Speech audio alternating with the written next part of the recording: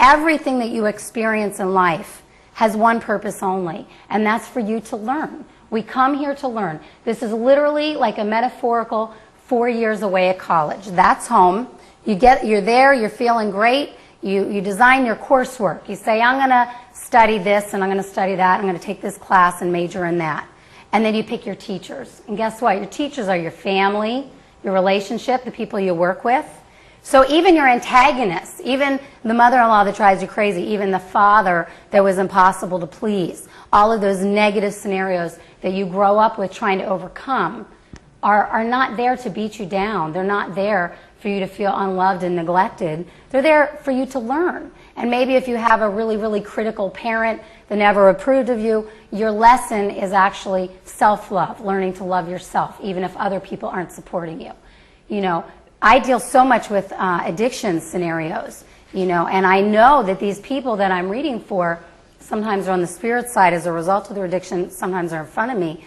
They come in with that. They come in with the body chemistry set up. They come in with a family lineage of alcoholism that's been passed down 3-4 generations or more. And we know that before we're born. We pick our parents. If you don't like your parents, guess what? You picked them. But you did. And you picked them for a reason. You picked them to learn something.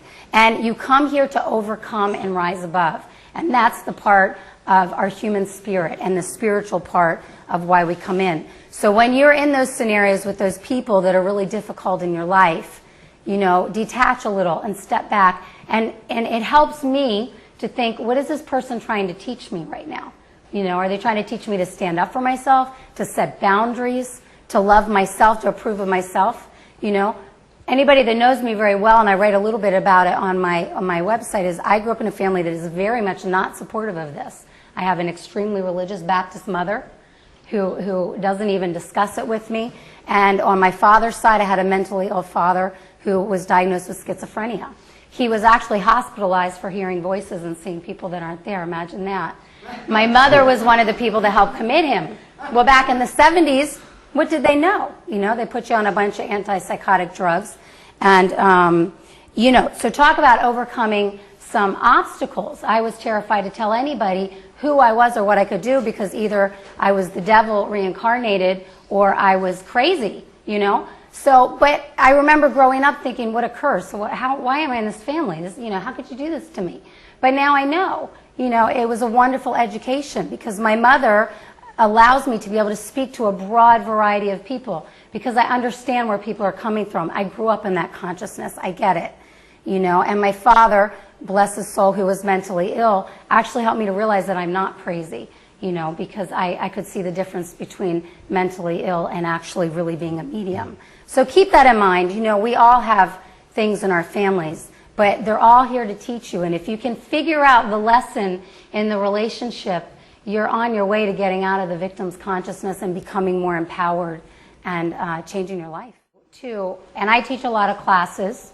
I teach a lot of intuitive development to a lot of adults, and I actually work with children. One of my dreams one day is to have a center where children can come that were like me, not to be trained to be psychics, but to just be nurtured and validate this ability.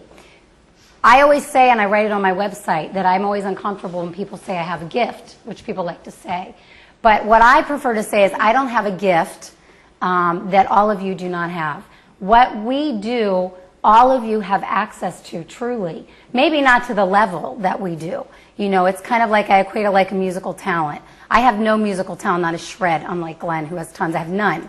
But I could take 3 years of piano, and if I really wanted to learn, I could learn basic principles of music. Now, am I going to go on and be a professional musician? Probably not. So I'm probably gifted in Glenn in the amount of ability that we have. But we've also trained in any professional meeting. We've all sat in intuitive development circles and meditation. You can learn to do this. I've taken, you know, older ladies and men that have never done anything like this in their life. They're retired. You know, I'm in Naples, a lot of retirees. And they have some extra time. So they go, you know, let's go to intuitive development class. And they come.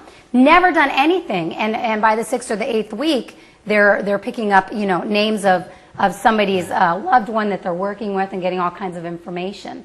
The key is learning to switch your consciousness. You have to do meditation or do something alter your mind state so you can be more receptive. But you all have access to this. That's one of the things that's always bothered me about any religion, because most religions require you to go through them to get there. You have to go through another person or another affiliation or jump through some hoops or follow these rules so that you can get to, somebody to give you true guidance. And what I like to tell people is you can do this yourself. The more you become aware and in tune with your own higher self, that part of you that stays there, your spiritual connection, your spiritual guides, the more you're going to be able to navigate through life. Because you got to think your brain is quite literally like a computer hard drive. It only understands based on what's been programmed into it in this particular lifetime. But that doesn't mean everything it was programmed with was right? So you have to go in and delete every couple of years. Counseling will help you do that. But you can get really screwed up following what you're told, all the shoulds in life, how you get through all the issues in your life. But you can usually, if you go into your heart center, you can feel your way through life pretty well, by going with who you are. So you can learn to do this. I really always suggest that you learn to do this. One of the things that I always tell people is you never ever want to give your personal power to another person. Whether it's a psychic, whether it's a spiritual advisor like a priest, whether it's a doctor, you have to take responsibility, and you should take responsibility for your life and your actions. Glenn and I, we come in to try to give you insight into maybe things that you're not seeing, or uncover things that are not visible to you, but only so that you're more empowered to make the decisions in your own life. We won't tell you what to do because that's why you're here. You're here to make those decisions. So anything that you can do, meditation or classes in your area, to learn to reconnect with that, you have the same access that we do. Growing up in my family, it took me a long time. And I tell you, if you can get to that place where you can just be who you are, which is, most people don't even know who they are. I know it took me a long time to figure that out. Just be who you are. You have much more peace and much happier. I want to touch a little bit on how you can pick up your loved ones, because people ask that a lot too. People call and they're in a state of grief, and they're wondering why they're not getting signs from their loved one they're asking. Well, first of all, let me just say to you, if you're newly bereaved and you're in the grieving process, you're probably not going to. It's one of the hardest times when there's a lot of grief. I prefer to not even read for somebody unless somebody that they're connected with has been passed for about a month.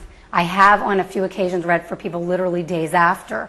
But it's very difficult because when you're in a very strong state of grief, you have this heavy blanket of fog, dark energy. It's a very low, heavy energy. I know when I've lost somebody that I love, even though I know where they are, of course I still grieve. I miss them. I'm sad. I'm not going to see them in physical form. It can be even difficult to do readings when we're dealing with grief because we have to raise our energy way up, and the energy is so low and so heavy. So if you're newly grieving, don't be upset if your loved one is not coming through to you, because first of all, I guarantee you that they are. They are coming through to you. It's just you're not really picking it up because you're in such an emotionally distraught state.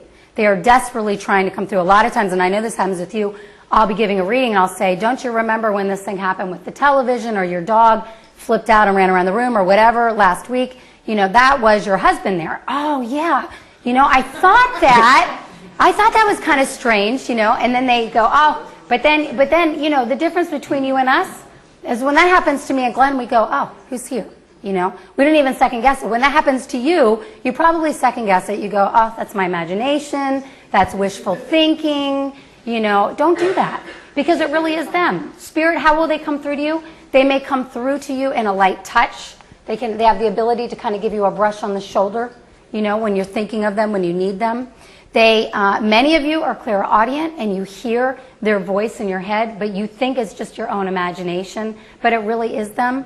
A lot of times, when you're going for a job interview and something just tells you, I'm not going to go the way I normally go, I'm just going to go this way, and you avoid a big accident and you get to the interview on time. Those are those little things. Those are your loved ones putting thoughts in your head, to do the right thing, inspiring you. Sometimes they'll give you gifts. They'll quite literally give you gifts by inspiring you or someone else to buy something for you. I've done readings, where a spirit will come through and talk about, maybe like a crystal angel or something, for example. person has no idea what they're talking about, and like a week later somebody gives them one. Because that spirit is quite literally impressed in somebody's mind to buy this for that person. So